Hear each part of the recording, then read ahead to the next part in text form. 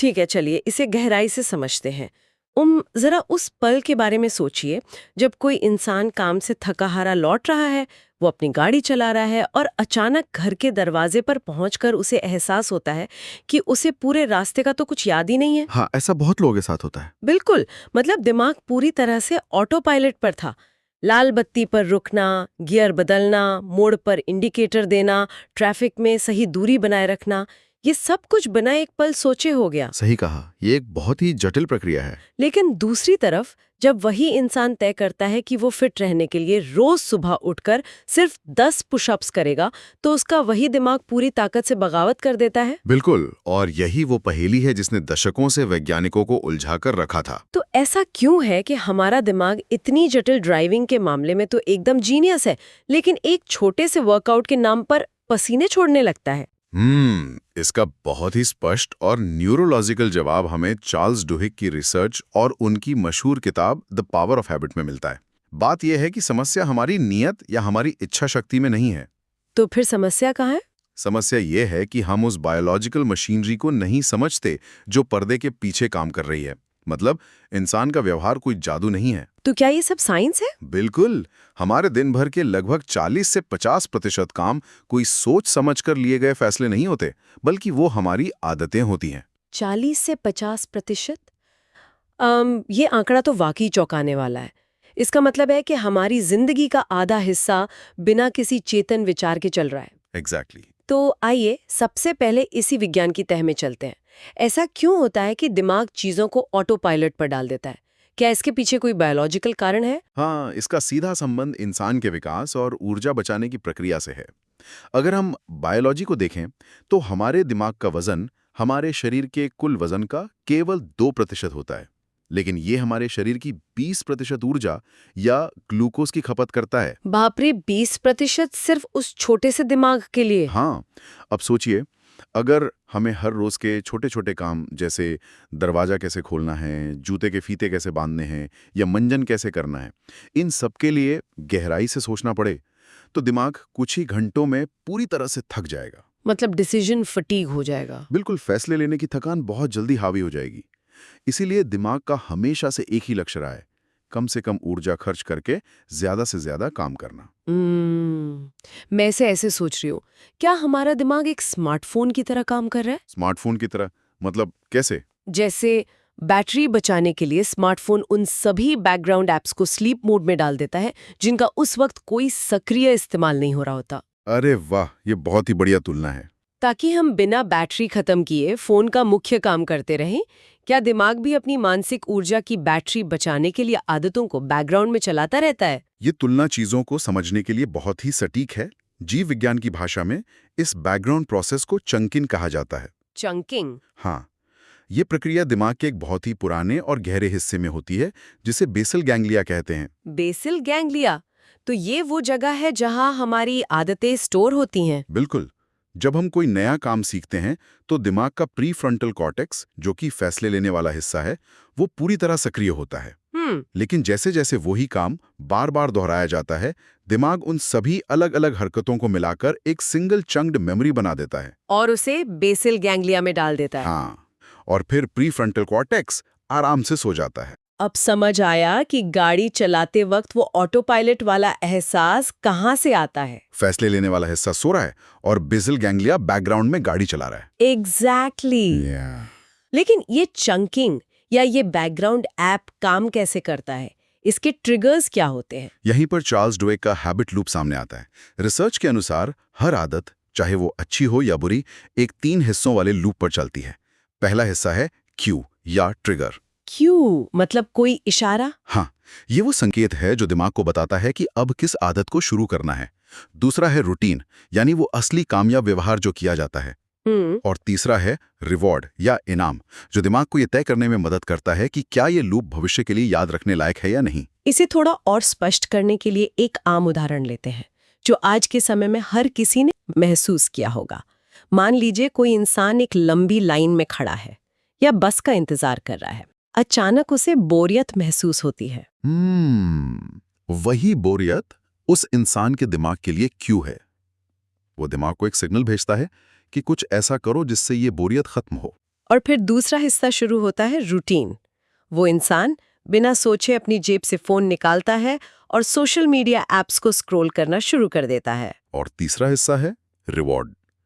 वो जो छोटा सा मजा या डोपामाइन का उछाल दिमाग को मिलता है, जिससे वो बोरियत कुछ पलों के लिए गायब हो जाती है। हाँ, और यहाँ जो सबसे दिलचस्प बात है वो ये है कि दिमाग इसी रिवॉर्ड को बहुत गहराई से याद रखता है। अगली बार जब भी बोरियत महसूस होगी, दिमाग को तुरंत याद आएगा कि फोन स्क्रॉल करने से मजा मिलता है। मतलब क्यू और रिवॉर्ड आपस में जुड़ जाते हैं। इतने मजबूती से जुड़ जाते हैं कि बोरियत होते ही दिमाग में एक तेज तलब उठने लगती है, और फिर ये लूप इतना स्वचालित हो जाता है कि इंसान को पता भी नहीं चलता कि उसने कब फोन जेब से निकाला। बाप रे, ये तो थोड़ा डरावना है, क्योंकि अगर बेसल गैंग्लिया ने इस लूप को एक बार लॉक कर दिया है तो हम बुरी आदतों को तोड़ते कैसे हैं? यही सबसे बड़ा सवाल है। अगर हम रिसर्च को देखें तो एक बात सामने आती है कि किसी भी आदत को पूरी तरह से डिलीट नहीं किया जा सकता, उसे केवल रिप्लेस किया जा सकता है। हाँ, ये सच है। मुझे इस बात पे थोड़ा संदेह है। लोग सालों तक बुरी आदतें छोड़ने की कोशिश करते हैं, लेकिन वापस वहीं पहुंच जाते हैं। अगर सिर्फ एक आदत की जगह दूसरी आदत लानी है, तो ये इतना मुश्किल क्यों है? सीधे उस बुरी आदत को बंद क्यों नहीं किया जा सकता? ये एक बहुत ही अहम सवाल है। लोग हताश इसलिए होते हैं क्योंकि वो अपने दिमाग के बायोलॉजिकल सिस्टम के खिलाफ लड़ रहे होते हैं। वो सोचते हैं कि वो अपनी इच्छा शक्ति से आदत को डिलीट कर देंगे। लेकिन वो पाथवे तो बन चुका है ना? बिल्कुल।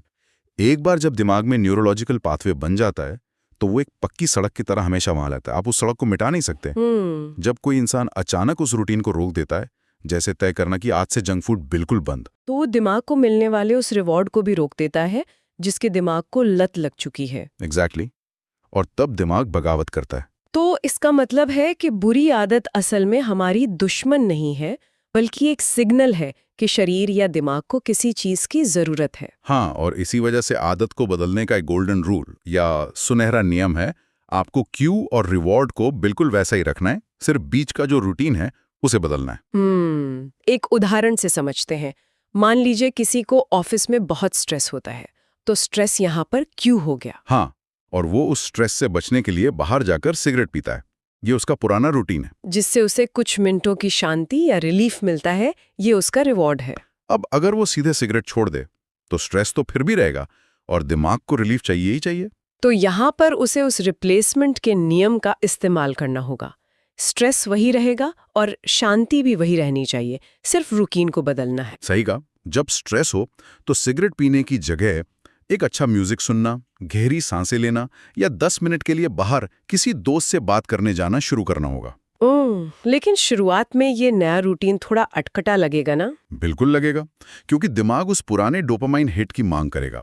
लेकिन धीरे धीरे जब दिमाग ये समझ जाएगा कि दोस्त से बात करने से या बाहर टहलने से भी वैसा ही आराम और शांति मिल रही है, तो वो पुराना न्यूरोलॉजिकल पाथवे कमजोर पड़ने लगेगा और नया पाथवे मजबूत हो जाएगा। हाँ, यही है रिप्लेसमेंट का विज्ञान। ये एक बहुत ही प्रैक्टिकल और तार्किक सिस्टम है। तो हमने बुरी आदतों को रिप्लेस करना और उनके पीछे के विज्ञान को समझ लिया।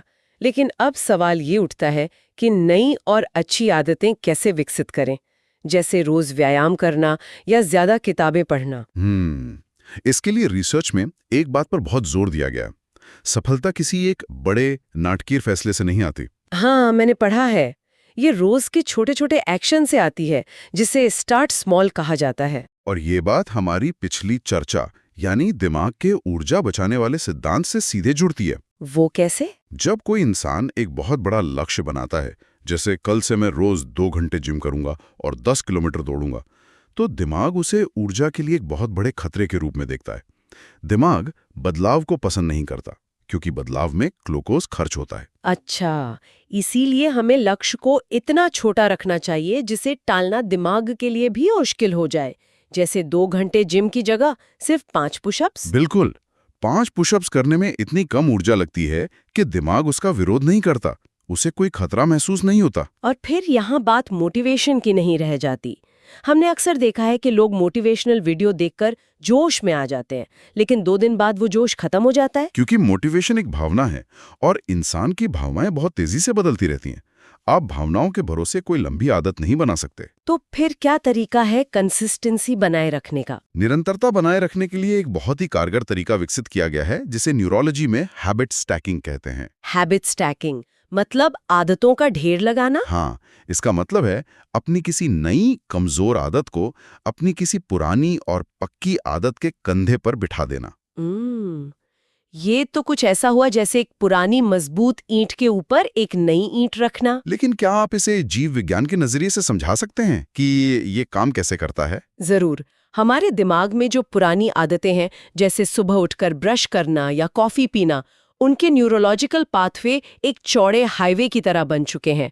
उन पर चलना दिमाग के लिए बहुत आसान है। हाँ, वो तो ऑटो पायलट पर है। अब अगर कोई ध्यान करने की नई आदत डालना चाहता है और वो सिर्फ ये सोचता है कि मैं दिन में किसी भी वक्त ध्यान करूंगा, तो वो कभी नहीं कर पाएगा, क्योंकि उसका कोई पक्का ट्रिगर नहीं है। अच्छा, तो उसे किसी पक्की आदत के साथ जुड़ना होगा? हाँ, जैसे हर सुबह कॉफी का कप खाली करने के ठीक बाद मैं 5 मिनट ध्यान करूंगा। स्पष्ट क्यों बन जाता है। एग्जैक्टली, यही हैबिट स्टैकिंग की ताकत है। तो इसका सीधा सा मतलब क्या हुआ? इसका मतलब ये है कि अगर जीवन में बदलाव चाहिए तो इच्छा शक्ति पर भरोसा मत कीजिए, सिस्टम बनाइए। एकदम सही बात है। क्योंकि एक अच्छा सिस्टम इच्छा शक्ति से कहीं ज्यादा ताकतवर होता है। जब एक सिस्टम तय होता है तो हमें हर रोज ये नहीं सोचना पड़ता कि क्या आज मेरा वर्कआउट करने का मन है। सिस्टम बस काम करता है। और जब हम सिस्टम बनाने की बात करते हैं तो एक बहुत ही जायज सवाल उठता है कि शुरुआत कहाँ से की जाए। इंसान को अपनी जिंदगी के कई हिस्सों में सुधार चाहिए होता है। हाँ, उसे अपनी सेहत सुधारनी है, पैसे बचाने हैं, ज्यादा पढ़ाई करनी है, तो वो सबसे पहले किस चीज पर काम करे? यहीं पर कीस्टोन हैबिट्स का कॉन्सेप्ट आता है। Keystone habits. अगर मैं इसे सही से समझ रही हूँ तो ये किसी पुरानी पत्थर की इमारत या पुल के उस कीस्टोन यानी मुख्य पत्थर की तरह है। बिल्कुल। वो पुल के सबसे ऊपर का बीच का पत्थर होता है। आप बस उस एक सही पत्थर को उसकी जगह पर रख दीजिए और पूरी की पूरी इमारत का ढांचा अपने आप लॉक होकर मजबूत हो जाता है। ये एक बहुत ही शानदार तुलना है। कीस्टोन आदतें जीवन की वो मुख्य आदतें होती हैं जिन्हें बदलने से जिंदगी के कई अन्य हिस्से अपने आप बिना किसी अतिरिक्त मेहनत के सुधरने लगते हैं। इसका कोई उदाहरण? चार्ल्स डुहिग ने अपनी रिसर्च में इसका सबसे बेहतरीन उदाहरण दिया है, रोज व्यायाम करना। जब लोग रोज व्यायाम करना शुरू करते हैं तो वो अनजाने में ही कई और अच्छे काम करने लगते हैं। हाँ, क्योंकि अगर कोई इंसान सुबह उठ के पसीना बहा रहा है तो वो दोपहर को जंक फूड खाकर अपनी उस मेहनत को बर्बाद नहीं करना चाहेगा। बिल्कुल, वो बेहतर खाना खाने लगते हैं क्योंकि वो थकते हैं तो उनकी नींद बेहतर हो जाती है। और नींद बेहतर होती है तो अगले दिन काम पर उनका फोकस बढ़ जाता है। हाँ, रिसर्च में यहाँ तक पाया गया कि व्यायाम करने वाले लोग अपने क्रेडिट कार्ड का बिल भी समय पर चुकाने लगे थे। सच में? ये तो सच में दिमाग के अंदर एक चेन रिएक्शन की तरह है। लेकिन एक व्यायाम से इंसान की आर्थिक आदतों में कैसे सुधार आ सकता है? इसका क्या कनेक्शन है? कनेक्शन आत्मनियंत्रण और आत्मनियंत्रण में है। जब रोज एक अच्छा काम पूरा होता है, भले ही वो 10 मिनट की रनिंग हो, तो ये दिमाग को स्मॉल विन्स या छोटी छोटी सफलताएं देता है। Small wins. इन छोटी सफलताओं से इंसान की अपनी खुद की पहचान में एक गहरा बदलाव आता है। उसे लगने लगता है कि वो अपनी जिंदगी के नियंत्रण में है। और जब ये एहसास दिमाग में बैठ जाता है तो ये अनुशासन जिंदगी के दूसरे हिस्सों में, जैसे पैसे बचाने या समय पर काम पूरा करने में, अपने आप रिसने लगता है। एकदम सही। लेकिन एक सच्चाई ये भी है कि इन कीस्टोन आदतों को शुरू करने के लिए या उस भारी पत्थर को पहली बार धकेलने के लिए शुरुआत में तो कुछ ऊर्जा चाहिए ही। हाँ, वो तो है। और उसी ऊर्जा को हम विल पावर या इच्छा शक्ति कहते हैं। हम हमेशा से सुनते आए हैं कि कुछ लोग पैदाइशी तौर पर बहुत अनुशासित होते हैं और कुछ लोगों में विल पावर की कमी होती है। विज्ञान इस धारणा को पूरी तरह से गलत साबित करता है। विल पावर जन्म से तय नहीं होती और ना ही ये कोई चरित्र की खूबी है। तो फिर क्या है ये? विज्ञान के अनुसार विल पावर जिम में एक मांसपेशी की तरह काम करती है। जिस तरह भारी वजन उठाने से मांसपेशी थक जाती है, उसी तरह बहुत सारे फैसले लेने से हमारी विल पावर भी थक जाती है। ओहो, इसे डिसीजन फटीग कहते हैं, है ना? हाँ, जब सुबह कोई उठता है तो उसकी विल पावर की मांसपेशी पूरी तरह से ताजा होती है, लेकिन दिन भर ऑफिस के तनाव, ट्रैफिक और छोटे बड़े फैसले लेने के बाद शाम तक वो मांसपेशी पूरी तरह थक चुकी होती है। और तब प्रीफ्रंटल कॉर्टेक्स में इतना ग्लूकोज नहीं बचता कि वो सही फैसले ले सके। बिल्कुल, इसलिए शाम के वक्त जंक फूड खाने या घंटों टीवी देखने से खुद को रोकना इतना मुश्किल हो जाता है। ये बात बहुत कुछ साफ कर देती है। इसका मतलब है कि एक थका हुआ दिमाग कमजोर फैसले ही लेगा। इसीलिए सफल लोग अपनी विल पावर को हर जगह खर्च नहीं करते। सही बात है। वो छोटे छोटे काम करके, जैसे सुबह उठकर अपना बिस्तर ठीक करना, अपनी विल पावर रूपी मांसपेशी को धीरे धीरे कसरत कराते हैं और उसे मजबूत बनाते हैं। और इसी मांसपेशी को आराम की भी जरूरत होती है। अच्छी नींद और सही खान-पान के बिना विल पावर काम नहीं कर सकती। बिल्कुल। यहाँ एक और बात समझने वाली है कि बड़े-बड़े सफल लोग ही नहीं, बल्कि बड़ी-बड़ी टेक कंपनियां भी हमारे इस हैबिट लूप और विल पावर के विज्ञान को बहुत अच्छी तरह समझती हैं। ये बहुत जरूरी पॉइंट है। आज के समय में हमारे फोन के ऐप्स जिस तरह से डिजाइन किए गए हैं, वो सीधे हमारे दिमाग के हैबिट लूप को निशाना बनाते हैं। हाँ, फोन की एक छोटी सी नोटिफिकेशन की आवाज या लाल रंग का वो बैज सिर्फ एक डिजाइन नहीं है। बिल्कुल नहीं, वो करोड़ों डॉलर खर्च करके बनाया गया एक क्यू या ट्रिगर है। उसका एक ही मकसद है, आपके दिमाग में वो बेचैनी या तलब पैदा करना और आपकी थक चुकी विल पावर को तोड़कर आपको अपना फोन उठाने पर मजबूर करना। बाप रे! तो अगर हमारी विल पावर की एक सीमा है, वो थक सकती है और बाहर की दुनिया लगातार हमारे हैबिट लूप को हैक करने की कोशिश कर रही है, तो इसका मतलब है कि सिर्फ आदतें बदलना काफी नहीं है। कोई ऐसी चीज होनी चाहिए जो आदतों और विल पावर दोनों से भी ज्यादा गहरी हो। आप बिल्कुल सही दिशा में जा रही हैं। जब विल पावर जवाब दे जाती है, तब जो चीज इंसान को टिके रहने में मदद करती है, वो है उसकी पहचान या आइडेंटिटी। हाँ, बदलाव की कोशिश करने वाले ज्यादातर लोग एक बहुत ही गलत अप्रोच अपनाते हैं। वो कहते हैं, मैं अंदर से तो एक आलसी इंसान हूं, लेकिन मुझे फिट होने के लिए रोज जिम जाना है। इस सोच में एक बहुत बड़ा टकराव है। यहाँ से चीजें सच में बहुत दिलचस्प हो जाती हैं। मतलब उनका व्यवहार उनकी पहचान से मेल नहीं खा रहा है। बिल्कुल। और जब भी व्यवहार और पहचान में टकराव होता है, हमेशा जीत पहचान की ही होती है। अरे वाह! जो लोग स्थायी रूप से अपनी जिंदगी बदल पाते हैं, वो सिर्फ अपनी आदत नहीं बदलते, वो अपने विश्वास को बदलते हैं। वो ये नहीं कहते कि मुझे जिम जाना है, वो कहते हैं मैं एक फिट इंसान हूँ और फिट इंसान रोज वर्कआउट करते हैं। एग्जैक्टली। यही नजरिया तो पूरी कहानी ही बदल देता है। इसका मतलब है कि आदतें आपको बदलती नहीं है। आदतें तो बस उस चीज का सबूत है जो आप अंदर से हैं। आप अपनी नई पहचान को साबित करने के लिए रोज वोट डालते हैं। यही वो अंतिम रहस्य है। जब भी जिंदगी में कोई मुश्किल फैसला लेना हो या कोई बुरी आदत परेशान कर रही हो, तो खुद से सिर्फ एक सवाल पूछना चाहिए। वो क्या? क्या एक अनुशासित और स्वस्थ इंसान इस वक्त ये काम करेगा? बहुत बढ़िया सवाल है ये। जब इंसान इस सवाल के आधार पर फैसले लेता है, तो वो महज एक रूटीन नहीं निभा रहा होता, वो खुद को एक नए रूप में ढाल रहा होता है। और जब पहचान बदल जाती है, तो आदतें अपने आप, बिना किसी संघर्ष के, उस नई पहचान के पीछे पीछे चलने लगती हैं। ये एक बहुत ही सशक्त विचार है। तो अगर हम आज की इस पूरी लंबी और गहरी चर्चा को एक साथ समेटें, तो हमने देखा कि किस तरह हमारा दिमाग ऊर्जा बचाने के लिए बेसल गैंग्लिया में चंकिंग प्रोसेस का इस्तेमाल करके कामों को ऑटो मोड में डाल देता है। हाँ, और हमने उस हैबिट लूप को भी गहराई से समझा। क्यू, रूटीन और रिवॉर्ड। हमने ये भी जाना कि पुरानी बुरी आदत को मिटाया नहीं जा सकता, सिर्फ उसके बीच के रूटीन को बदलकर उसे रिप्लेस किया जा सकता है। बिल्कुल। और हमने कीस्टोन आदतों के उस जादू को भी देखा, जो एक चेन रिएक्शन की तरह हमारी पूरी जिंदगी के अलग अलग हिस्सों को अपने आप सुधार देता है। हाँ, हमने सीखा कि विल पावर कोई पैदाइशी खूबी नहीं, बल्कि एक मांसपेशी है जिसे आराम और रोज की छोटी कसरतों की जरूरत होती है। और सबसे अंत में हमने ये जाना कि हमेशा के लिए बदलाव लाने के लिए अपने लक्ष्यों से ज्यादा अपने सिस्टम और अपनी पहचान पर फोकस करना सबसे ज्यादा जरूरी है। आज की ये चर्चा वाकई आंखें खोलने वाली रही। आदतों के पीछे का विज्ञान इतना गहरा और बारीक हो सकता है, ये हमने आज समझा। सच में। लेकिन खत्म करने से पहले मैं एक ऐसा विचार छोड़कर जाना चाहती हूँ जो शायद हम सबको गहराई से सोचने पर मजबूर कर दे। वो क्या है?